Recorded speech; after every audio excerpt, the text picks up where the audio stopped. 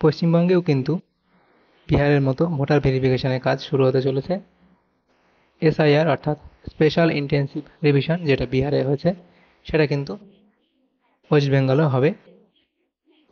তো সেখানে যে ডকুমেন্টগুলো লাগবে, সেই ডকুমেন্টগুলো কী কী ডকুমেন্ট লাগবে, বিহারের ক্ষেত্রে কী কী ডকুমেন্ট লেগেছিল, ওয়েস্ট বেঙ্গলের ক্ষেত্রে কী কী ডকুমেন্ট লাগবে, এবং সেই যে ডকুমেন্টগুলো লিস্ট দেওয়া হয়েছে সেই ডকুমেন্টগুলো আপনাদের কাছে কোন কোনগুলো আছে, এবং কোন কোন ডকুমেন্টগুলো আপনারা এখনও তৈরি করতে পারবেন, সেই সমস্ত বিষয়ে এবং আপনাদের নানান ধরনের যে প্রশ্ন জাগছে মনে, সেই ধরনের কিছু কিছু প্রশ্ন নিয়ে আমরা আজকে এই ভিডিওর মাধ্যমে আলোচনা করব আপনাদের সামনে।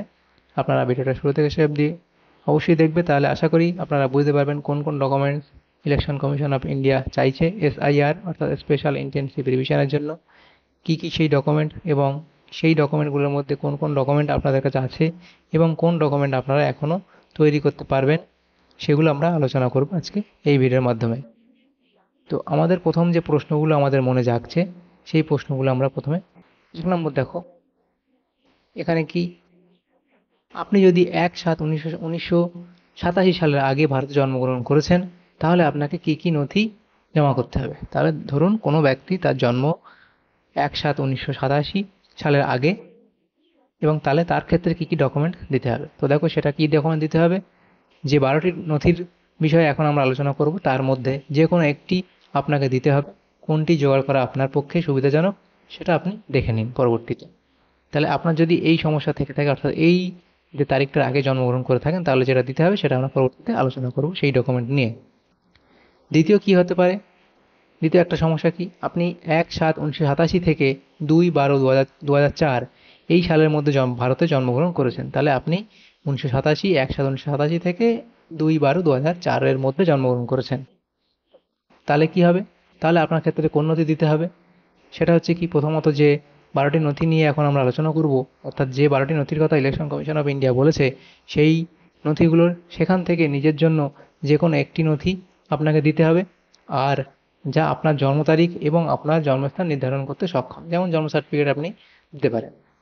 আর ওই ১২টি নথির থেকে বাবা বা মায়ের জন্য যে কোনো নথি দিতে হবে, এটাও কিন্তু দিতে হবে আপনাকে, এবং সাথে সাথে আপনাকে এটাও দিতে হবে সেই ১২টি নথির মধ্যে বাবা বা মায়ের জন্য যে কোনো নথি দিতে হবে যা তাদের জন্ম তারিখ অর্থাৎ বাবা মায়ের জন্ম তারিখ এবং তাদের জন্মস্থান নির্ধারণ করতে সক্ষম, এরকম একটা নথি বাবা মায়ের ক্ষেত্রেও দিতে হবে।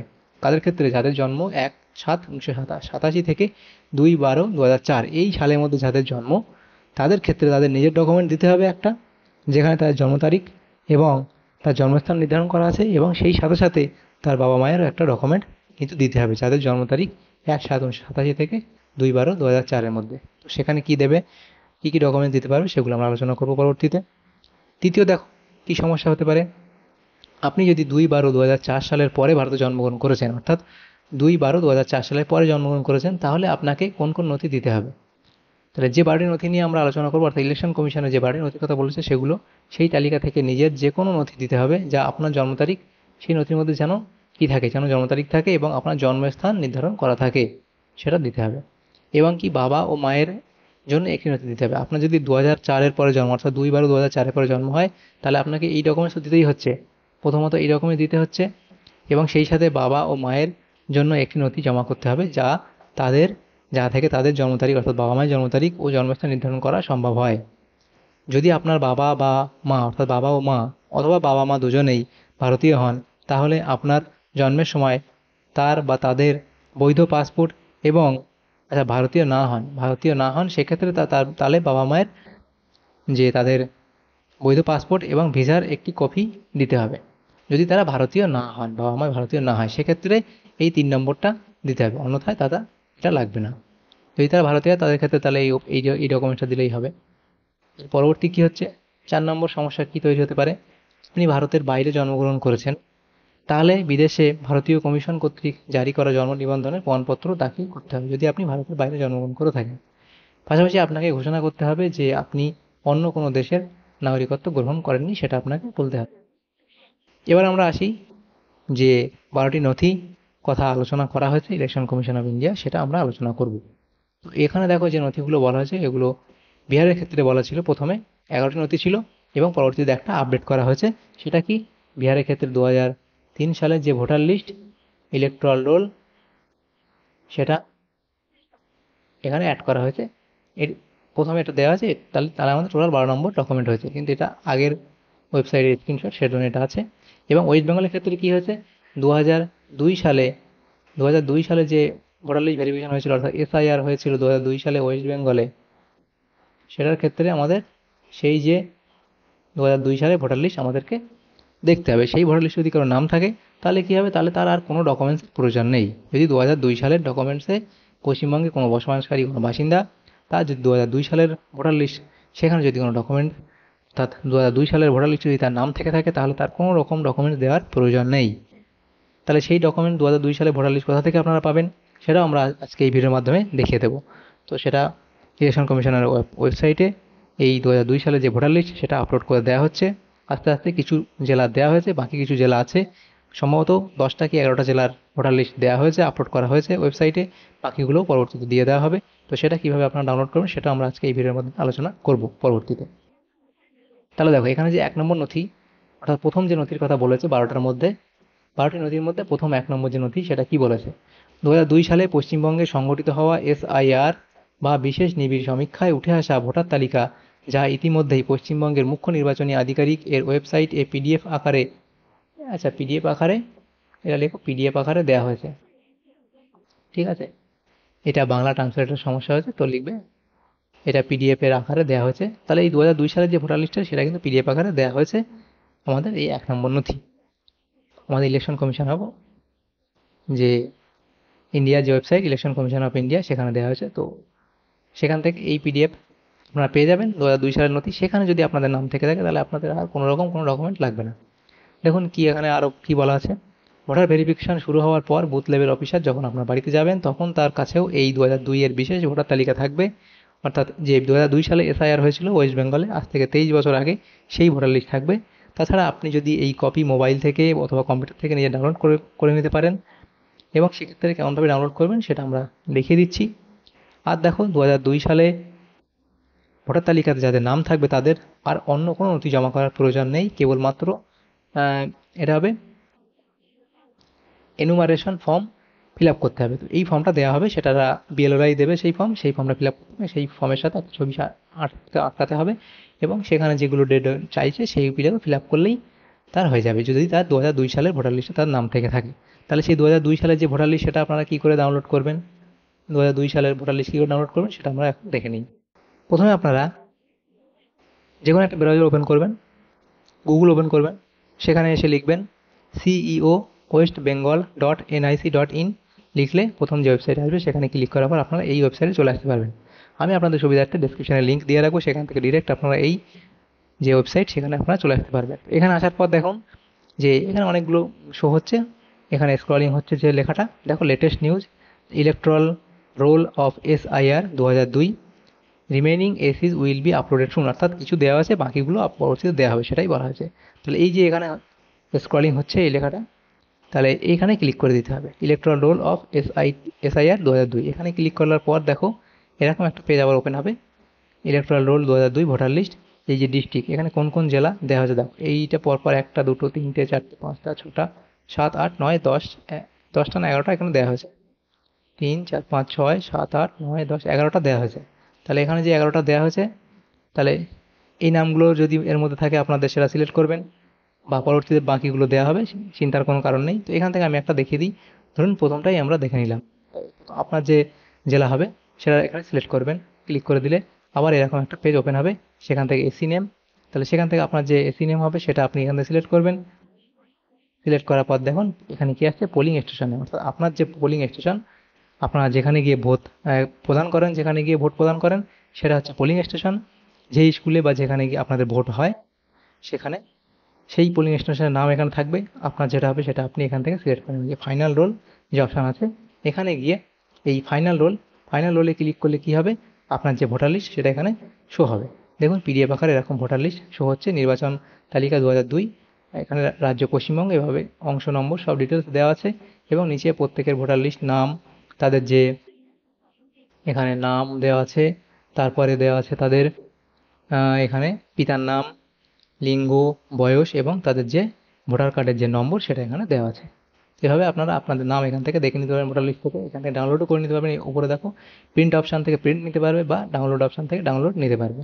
তো এভাবে আপনারা এটা পেয়ে যাবেন, কীভাবে 2002 সালে ভোটার লিস্ট আপনারা ডাউনলোড করবেন। আমরা চাই পরবর্তী যে ডকুমেন্টগুলো আছে সেগুলো দেখে নিন। 2 নম্বর নথি। 2 নম্বর নথি কী আছে?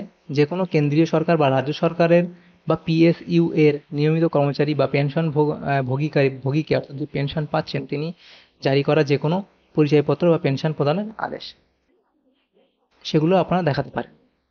তো সেটা কি?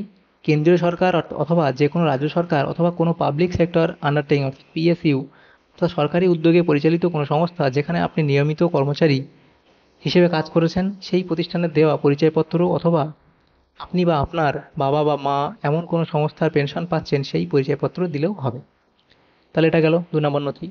3 নম্বর নথি কি বলছে? সেটা বলছে কি 1/7/1987 সালের আগে সরকার বা স্থানীয় কর্তৃপক্ষ অথবা ব্যাংক বা ডাকঘর বা এলআইসি বা পিএসইউ এর দ্বারা ভারতে জারি করা যে কোনো পরিচয়পত্র বা শংসাপত্র বা নথি দিতে হবে। দেখো এই যে এগুলো বলা আছে, কিন্তু এগুলো কোন সালের আগে তৈরি করা নথি সেটা বলে 1/7/1987 সালের আগে এই যে জায়গাগুলো দেওয়া আছে এখান থেকে তৈরি করা হয়েছে এই সালের আগে। তাহলে সেরকম কোনো ডকুমেন্ট থাকলে দিতে হবে। তো সেক্ষেত্রে কি আমরা ডিটেলসে দেখে নিই। তো এই সালের আগে আপনারা যদি কোনো এলআইসি বা পোস্ট অফিস এর কোনো প্রকল্পে কোনো সঞ্চয় করে থাকেন বা কোনো অ্যাকাউন্ট খুলে থাকেন, হ্যাঁ, সেই ধরনের নথি যদি বাড়িতে থাকে তাহলে তো কোনো সমস্যাই নেই। আর না থাকলে আপনার কাজে আপনার কী হবে, কাজে আসবে কীভাবে, এই ডকুমেন্টগুলো যদি বাড়িতে থেকে থাকে তাহলে আপনার কাজে আসবে। না হলে আপনি কী করবেন, আর যদি এমন হয় আপনার পুরনো কোনো এলআইসি বা পোস্ট অফিসের কোনো নথি ছিল কিন্তু এখন বাড়িতে খুঁজে পাচ্ছেন না বা নষ্ট হয়ে গেছে, সেক্ষেত্রে আপনার এলআইসি অফিস বা পোস্ট অফিস এ গিয়ে ওই নথির বিষয়ে তথ্য তুলতে পারেন। কিছু ক্ষেত্রে সংশ্লিষ্ট অফিস এই নথিগুলি সংরক্ষিত করে রাখে, আপনি সেক্ষেত্রে হয়তো ডুপ্লিকেট কপি পেয়ে যাবেন, আবার নাও পেতে পারেন, কারণ এটা অনেক দিনের অনেক আগের একটা সময়, সেই কারণে। তো আপনি চাইলে যদি আপনার করে থাকেন এরকম কিছু এই সালের আগে, তাহলে আপনারা একবার সেখানে গিয়ে খোঁজ নিতে পারেন, সেখান থেকে ডুপ্লিকেট কিছু কপি নিয়ে আসতে পারেন। 4 নম্বর নথি কি বলা হয়েছে দেখো। 4 নম্বর নথি হচ্ছে কি উপযুক্ত কর্তৃপক্ষ কর্তৃক জারি করা জন্ম শংসাপত্র। তো এই জন্ম সার্টিফিকেট এটা খুব গুরুত্বপূর্ণ একটা ডকুমেন্ট। যদি এটা জন্ম সার্টিফিকেট থাকে তাহলে আপনার তো কোনো সমস্যাই নেই, জন্ম সার্টিফিকেট আপনি দেখালেই হয়ে যাবে। তাহলে সেটা কি আপনার জন্মের পর হাসপাতাল থেকে বা সংশ্লিষ্ট গ্রাম পঞ্চায়েত থেকে বা মিউনিসিপ্যাল অফিস থেকে যেখান থেকে জন্ম সার্টিফিকেটগুলো দেওয়া হয় সেই সব মাধ্যম থেকে যদি আপনি জন্ম সার্টিফিকেট পেয়ে থাকেন তাহলে সেই জন্ম সার্টিফিকেট দেখালে হবে। এক্ষেত্রে বলে রাখা যাক, যাদের জন্মের সময় জন্ম শংসাপত্র ইস্যু হয়নি বা জন্ম সার্টিফিকেট করা হয়নি তারা কিন্তু এখনও ডিলেড বার্থ সার্টিফিকেট অর্থাৎ ডিলেড যে বার্থ শংসাপত্র সেটা জোগাড় করতে পারলেও তারা সেটা কিন্তু সেই ডকুমেন্ট হিসাবে গ্রাহ্য হবে। এই নথিটি আপনারা এখন কিন্তু সহজে করে নিতে পারবেন, এই নথিটি আপনারা এখনও জোগাড় করতে পারবেন। তাহলে এই বার্থ সার্টিফিকেট আপনারা চেষ্টা করবেন যদি করে নিতে পারেন। বার্থ সার্টিফিকেট এটা কিন্তু এখনও আপনারা তৈরি করতে পারবেন। 5 নম্বর নথি কি বলা আছে? পাসপোর্ট। পাসপোর্ট আপনাদের অনেকেরই আছে। তাহলে পাসপোর্ট কি আপনারা জানেন যে পাসপোর্ট যে ভারতীয় নাগরিকের জন্য ভীষণ গুরুত্বপূর্ণ এক প্রমাণপত্র। এই পাসপোর্ট কীভাবে মানুষজন পায়? পাসপোর্টের সময় অনেক রকম ভেরিফিকেশন হয়, সমস্ত ডকুমেন্ট দেখা হয়, হ্যাঁ, তারপরে তার জমির কাগজ দেখা হয় এবং সেখানে তার স্কুলিং দেখা হয়, প্রাইমারিতে কোথায় পড়েছিল সেই ডকুমেন্টস দেখা হয়, তারপরে পুলিশ ভেরিফিকেশন করা হয়, অনেক ধাপ পেরিয়ে গিয়েই কিন্তু সে পাসপোর্ট পায় একজন ভারতীয় ব্যক্তি। তাহলে সেই পাসপোর্ট যদি থেকে থাকে তাহলে তার কোনো সমস্যা নেই, এই পাসপোর্ট সে দেখাতে পারে। তাহলে এবং পাসপোর্ট সে চাইলে এখনও বানিয়ে নিতে পারে সেই পাসপোর্ট, কিন্তু এটাও একটা ডকুমেন্ট যেটা এখন বানাতে পারবে এই পাসপোর্ট। তবে খেয়াল রাখতে হবে কি পাসপোর্টটি যেন অবশ্যই ভ্যালিড হয়, অর্থাৎ পাসপোর্টের যে সময়সীমা থাকে সেটা কিন্তু থাকতে হবে, কারণ তার যে ভ্যালিডিটি ডেট শেষ হয়ে গেলে আবার সেটাকে রিনিউ করে নিতে হবে, সেটাই এখানে বলতে চেয়েছি। অর্থাৎ মেয়াদ শেষ বা বাতিল পাসপোর্ট কোনোভাবেই গ্রাহ্য হবে না। 6 নম্বর নথি হিসেবে কি আমরা দিতে পারি বা সেখানে কি বলেছে? যে কোনো স্বীকৃত বোর্ড অথবা বিশ্ববিদ্যালয় কর্তৃক প্রদত্ত ম্যাট্রিকুলেশন বা তার বেশি শিক্ষাগত যোগ্যতার শংসাপত্র, অর্থাৎ মাধ্যমিক পড়েছেন বা উচ্চ মাধ্যমিক পড়েছেন সেখানে অ্যাডমিট রেজাল্ট সার্টিফিকেট যেগুলো আছে সেগুলো আপনারা দেখাতে পারেন। তো সেই সমস্ত সংক্রান্ত এখানে বলে দেওয়া হয়েছে।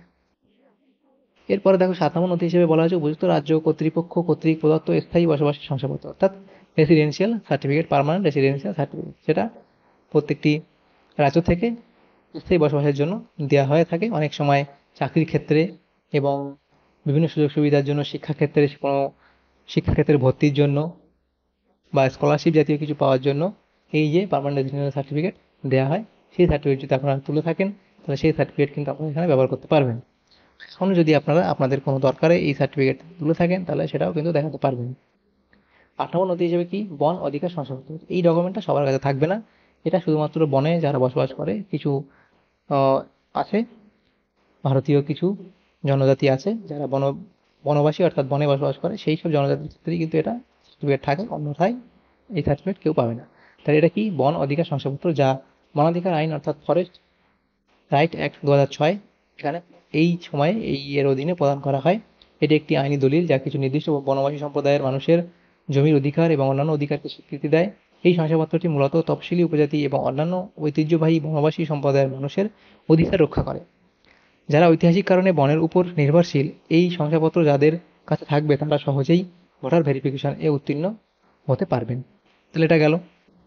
এরপরে 9 নম্বর নথি হিসেবে কি বলা হয়েছে দেখো, ওবিসি অথবা এসসি অথবা এসটি অথবা উপযুক্ত কর্তৃপক্ষ কর্তৃক প্রদত্ত যে কোনো বর্ণ শংসাপত্র, অর্থাৎ ওবিসি এসসি যে সার্টিফিকেট দেওয়া হয় সেই সার্টিফিকেট, এটা আপনাদের কাছে অনেকেরই আছে, অনেকেরই এই সার্টিফিকেট থাকবে। তাহলে এটা দেখাতে পারলে আপনার কোনো সমস্যা নেই, আপনি এটা দিয়েই আপনার যে ভোটার লিস্ট ভেরিফিকেশন আপনি করে নিতে পারবেন, ওবিসি এসসি সার্টিফিকেট আপনার যদি থেকে থাকে। তাহলে এখানে দেখো জাতিগত শংসাপত্র, যা আপনাদের অনেকেরই কাছে আছে, এটা যাদের কাছে নেই তারা এই মুহূর্তে বানিয়ে নিতে পারেন। তাহলে এটা একটা ডকুমেন্ট যেটা আপনি এখন বানিয়ে নিতে পারবেন, ওবিসি সার্টিফিকেট এই মুহূর্তে বানিয়ে নিতে পারেন। এই শংসাপত্র আপনাদের ভোটার ভেরিফিকেশন এ কাজে আসবে। তাহলে এভাবে আপনারা এই যে ভোটার লিস্ট আপডেটের জন্য, এসআইআর এর জন্য এই ওবিসি সার্টিফিকেট বা এসসি সার্টিফিকেট বানিয়ে নিতে পারবেন। আপনাদের ফ্যামিলিতে যদি কারো থেকে থাকে তাহলে সেই সার্টিফিকেট দেখেই কিন্তু আপনারা এই সার্টিফিকেট অ্যাপ্লাই করে সহজেই কিন্তু ওবিসি এসসি সার্টিফিকেট আপনারা তৈরি করে নিতে পারেন। তাহলে এই সার্টিফিকেটটা আপনারা এই সার্টিফিকেটটা খুব সহজেই বা এই সময়েই আপনারা তৈরি করে নিতে পারবেন। 10 নম্বর হিসেবে বলা হয় জাতীয় নাগরিক নিবন্ধন অর্থাৎ এনআরসি। সেটা 1951 সালে হয়েছিল। ন্যাশনাল রেজিস্টার অফ সিটিজেন্স অর্থাৎ এনআরসি, এটি হলো ভারতীয় নাগরিকদের নাম সম্বলিত রেজিস্টার। 1951 সালে একটি জাতীয় নাগরিক নিবন্ধন প্রস্তুত করা হয়েছিল, যখন 1951 সালে আদমশুমারি পরিচালনার পরে সেই আদমশুমারির সময় গণনা করা সমস্ত ব্যক্তির বিবরণ রেকর্ড করে এনআরসি প্রস্তুত করা হয়েছিল। যদিও এই নথি আমাদের মতো সাধারণ নাগরিকের কাছে পাওয়া ততটা সহজ নয়, তাহলে এটা কিন্তু খুব রেয়ার একটা ডকুমেন্ট, এটা সবার কাছে নেই, থাকলে খুবই ভালো। এরপরে ডকুমেন্টস কি বলা হচ্ছে, 11 নম্বর নথি, সেখানে হচ্ছে কি রাজ্য অথবা স্থানীয় কর্তৃপক্ষ কর্তৃক প্রস্তুত পারিবারিক নিবন্ধন। এটি একটি পরিবারের সদস্যদের একটি সরকারি রেকর্ডে তালিকাভুক্ত করে। রাজ্য বা স্থানীয় কর্তৃপক্ষ এই তালিকাভুক্তি প্রক্রিয়া পরিচালনা করে থাকে।